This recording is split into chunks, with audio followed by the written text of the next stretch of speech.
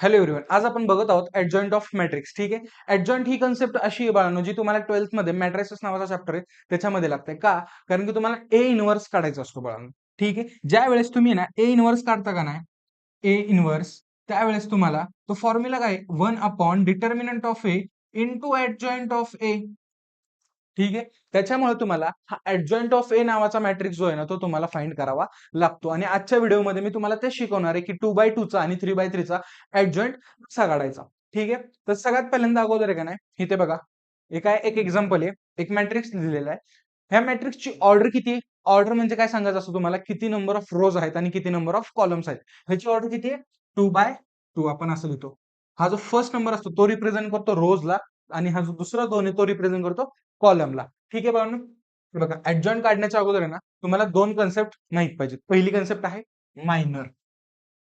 काय? मायनर. ठीक आहे. पहिली कन्सेप्ट काय बाळांनो? मायनरची. आणि पुढची कन्सेप्ट जी आहे ती माहित पाहिजे तुम्हाला, को फॅक्टर. को फॅक्टर. ठीक आहे. ह्याच्यामध्ये टोटल एलिमेंट्स किती आहेत? 4. बरोबर आहे का नाही? हा पहिला, दुसरा, तिसरा, चौथा. ठीक आहे. ह्या एलिमेंटची पोझिशन काय असणार? पोझिशन कशी सांगणार आपण? रो आणि कॉलम वरनं.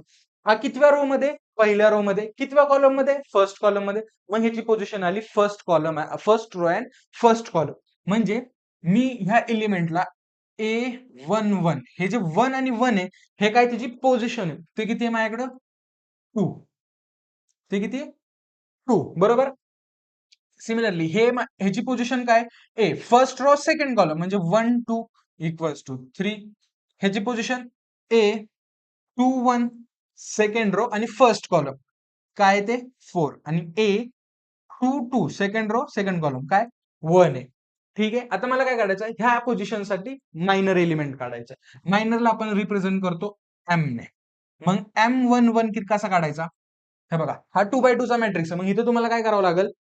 हा ह्या पोझिशन साठी काढायचा ना, मग हे फर्स्ट रो आणि फर्स्ट कॉलम एलिमिनेट करा. राहिला कुठला फक्त टर्म?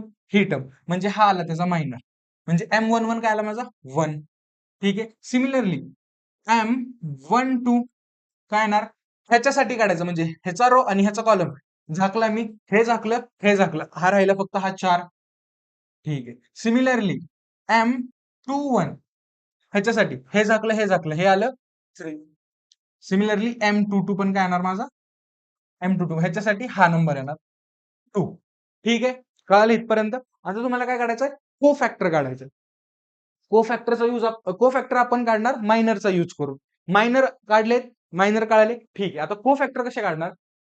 ही जी खालची जी सम आहे, सॉरी, ही जी पोझिशन आहे, ठीक आहे. आता ह्याची पोझिशन काय? 1 1. 1 आणि 1 ह्यांची ऍडिशन किती होते? 2. 2 ऍडिशन होते म्हणजे काय होतं? इव्हन आहे का ऑड आहे? इव्हन आहे. ठीक आहे. जर खालच्याची ऍडिशन इव्हन असेल ना, तर हा जो नंबर आहे तो ऍज इट इज येणार. ठीक आहे. म्हणजे को फॅक्टर मला काढायचा कशाचा? C11 चा. ह्याची ऍडिशन किती आहे?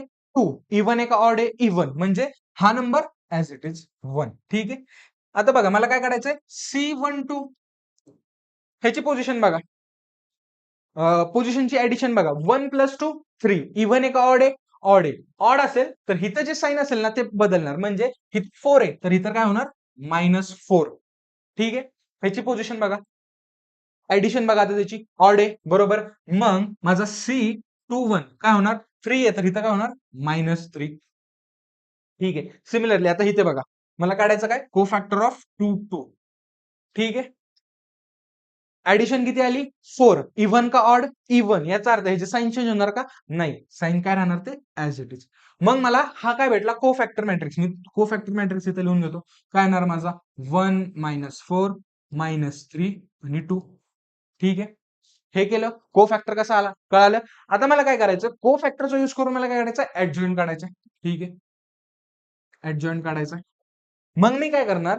जो को-फॅक्टर मॅट्रिक्स मध्ये रो असेल ना, त्याला कॉलम करणार, किंवा जो कॉलम असेल ना त्याला रो करणार. काहीतरी एकच करायचं. म्हणजे काय? हा 1 -3, 1 आणि 3 एका कॉलम मध्ये, मग त्यांना मी एका रो मध्ये घेऊन जाणार. म्हणजेच काय होणार ते? 1 -3.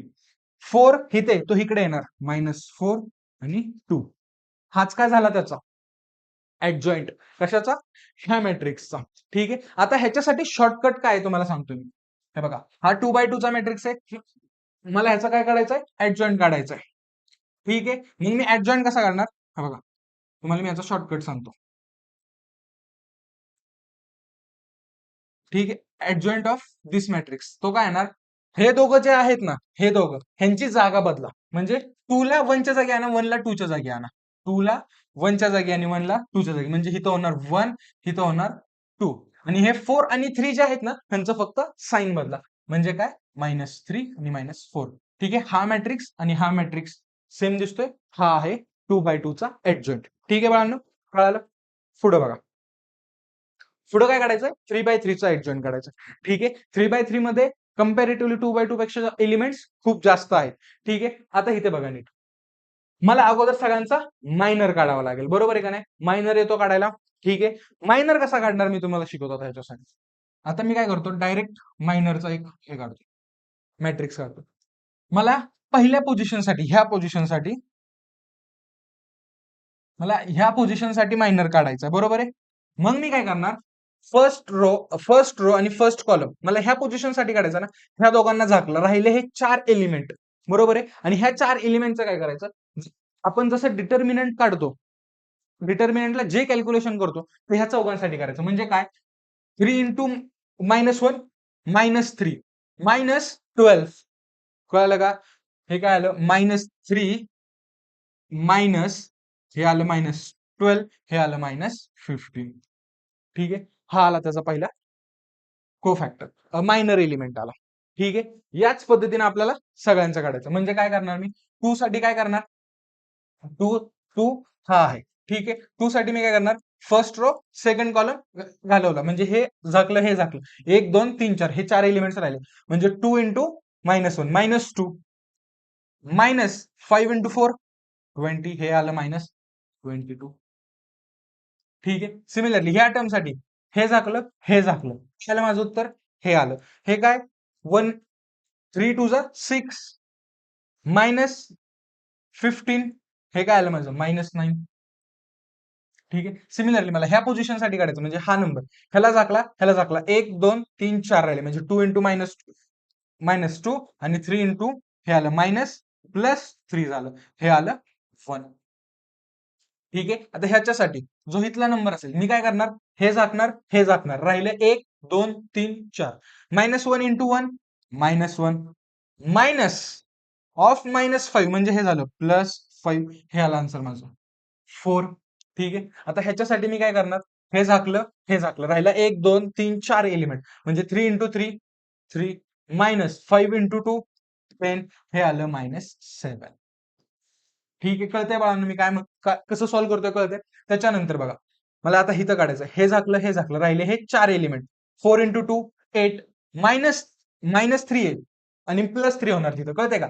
8 मायनस ऑफ -3 म्हणजे झालं +3, हे आलं 11.